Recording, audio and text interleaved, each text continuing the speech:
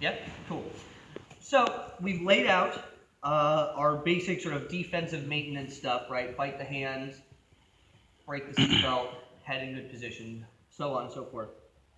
Let's get out of here. Yeah? Huh? So before I even get into any mechanics, I want to start out with laying out. So let me phrase this in the form of a question. Because I think it's always important to ask these sorts of questions before you start trying to address them technically. Because sometimes if you focus too much on the end game of the technique, you miss what the technique is designed to accomplish, right? So we want to think functional, right? So here's the question. Why is the back mount hard to get out? Like if you think about it, okay, well side control, they have their weight on top of me, right? They got me flattened out, they have my head, and if they have all the conditions optimal, they have the head control, they have an underhook, and their hips are really far away from me. So it's hard to get out of side control because I have to get all of this stuff back on the inside and then get all the way on my side and then recover guard from a position where they have a much shorter path to transitioning. Why is, the mount, they're kind of sitting on my body, they've sort of divided me in half, right? So their weight is all centralized. And my hips and my shoulders are divided from each other. So that's sort of fundamentally why the mount is hard to get out. The back mount has none of these factors, right? If he has a strong back mount, and we're not talking about if he has me face down, we'll talk about that later in the semester. But like if he just has a strong back mount, well, is John's weight on me right now? No. Does he have shoulder pressure on me, like turning my face away? No. Does he have weight on my chest? No. Are his hips far away from me? No. Yes. Well, I don't know. They're like right behind me, right? Mm-hmm. Right? Like, is he sitting on my midsection, dividing me in half? No. Why is the back mount hard to get out of? Like, why is this a problem? Why shouldn't I just get up out of here, right? Mm-hmm. This is rhetorical. I'm going to answer the question. Right? The reason why back mount is hard to get out of is the same reason why Crazy Horse is hard to win at. It's because if he just latches on, latch on, right? It's hard to disconnect from him. He's behind me, so go ahead and hold on really tight, and if I just go crazy, try to get out of here. It's hard to disconnect.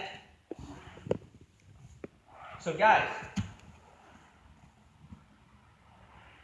why is back mount hard to get out of? It's hard to disconnect from their control. It's not so much that the control is heavy or divisive in the way that the mount is, or uncomfortable in the way that side control is, or requiring of a big amount of transitions like side control is. It's that it's hard to disconnect from their control. So if the reason why back mount is hard to escape is that it's hard to disconnect from their control, or another way to phrase it is it's difficult to disjoint ourselves from their alignment, then what is the thing I need to make happen?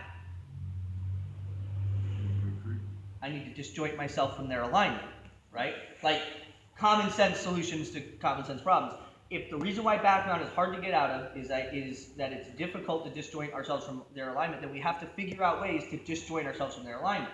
This is really important because the worst thing that you can do at back mount, the worst, so like the way that funnels you down the chain of getting strangled in the back mount is trying to escape without creating this disjointing effect. Meaning, if he has my back, and you'll tell me, okay, go to the underhook side and go out the side, and you see, for those of you that have been here, most of you guys have been training for a while now, or at least a little while. I don't know how many of you guys, I'm sure you've seen your fair share of back mount classes. How many times have you seen someone do this particular version of this particular escape, right? They do everything basically right to this point, and then they go like this, right?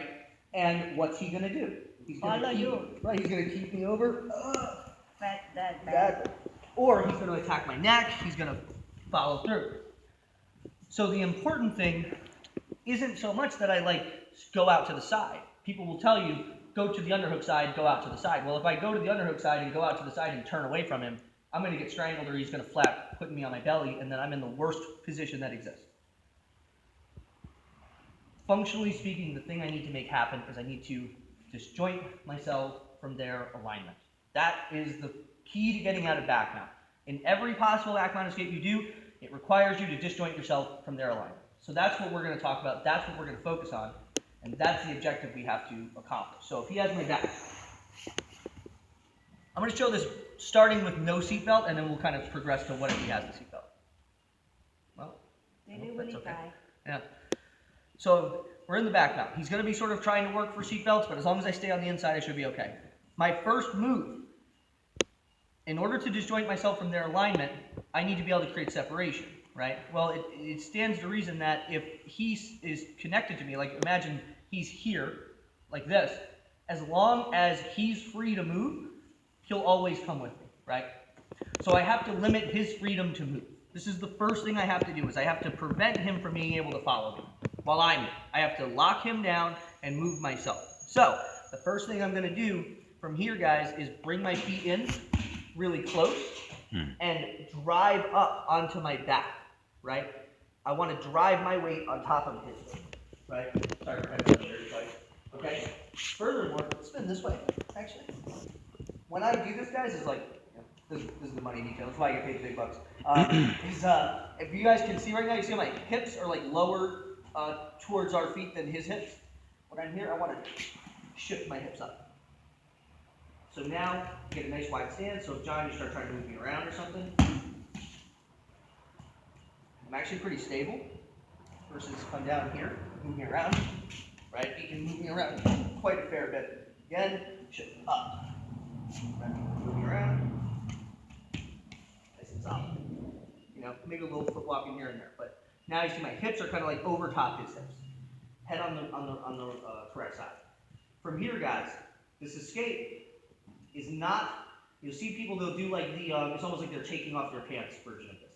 So I'm not. Usually you won't reach your hands down, but just to sort of simulate what's going on, is like they'll go like this and try to get their butt to the floor, or back, or they'll aim to get their head to the floor. The problem with these escapes is like lock this back up right really tight and then pull your feet in. It's like if I try to just get my butt free, I'm just going to kind of get caught. If I try to get my head free, I'm not going to get out of here. What I need to do again is I need to disjoint myself from their alignment. So I've already pinned him to the ground. He should not be able to necessarily follow me. Now all I have to do is compromise these hooks. The way I'm going to compromise these hooks, if they're designed to control by being over top and in, then I have to turn them in a direction where they can't control. So the way I'm going to do that is I'm going to start taking really big steps in that direction. This is very important because another thing that people will do, people are grab a seatbelt real fast, just to make it easier for me to hold on, is you'll see people when they do this escape, they go like this. Right? Like they're little duck feet. I am not going to walk like a duck, I'm going to walk like a crab. Okay? Let's say I get this breaker down. So what I'm going to do here, guys, is this foot comes in, this foot goes wide. You see what I'm saying? As I do that, I'm pivoting my butt towards that direction and almost kind of like turning on top of his thigh. See that? Now, big step in, big step wide. From here, I'm actually already out of this position. You guys can see. I'm just going to chop. Oh, watch your knuckles there. I'm going to chop down at his waist and shoot my hips out and take reverse Kesa Gatame. Okay, from here, scoot high, do that. This is also effective even if he has the seatbelt. So say good timing. He has the seatbelt, right? So again, fighting the hands. Oh, and let me just know, I didn't really get into this, but if he does have the seatbelt, just stay on those pointer knuckles, or at least that top pointer knuckle. Just aim for those pointer knuckles. If I can't break apart the seatbelt, just stay on the pointer knuckles. Same principles apply though. This way. Hold on a second. I got my job. Oh, you alright? So I'm here, right? And let's spin it just a little bit. Perfect. So I'm fighting the pointer knuckles. Feet come in close, drive up, and shoot my hips up a little. From here, again, I'm not walking like this. I'm going to bring this foot in, step this foot wide, bump my butt. In, wide, bump. In, wide, bump. From here, if he still has the seatbelt, peel the hands, chop, scoot my hips, get your leg out of there, and get to your reverse Kesa Gatame. So again, guys, the principle here is disjointing yourself from their alignment. The way we're going to disjoint ourselves from their alignment is basically we're going to smear them like a bug on a windshield. The mat is the windshield, and then we are the windshield wiper, just getting scraped off. Or maybe we're the bug. Our feet are the windshield. That metaphor fell apart. The point is, he's trapped. I'm here. I'm on him. In, go, and turn your hips. In, go, turn, in, go, turn. Big wide steps until I can clear my legs, chop down, scoop my hips back, and get to reverse Kesa Gatame. So, actually, you know what? Let me hear it, Jeremy. You got long legs. You could leg example. Let's go with our feet facing the ground this time. So again, we'll do, let's do it, say you have the seatbelt. So I'm here fighting the pointer knuckles, not dealing with wrists, pointer knuckles. First step, feet walk in, drive my weight on top, hips go up. I'm looking for my head to get on this side. Okay? Once I'm here, I should be pretty stable. If you try to like jerk me around, it's like, I'm pretty solid. From here, I'm ready to start moving. Foot walks in, foot walks wide. Bump my head.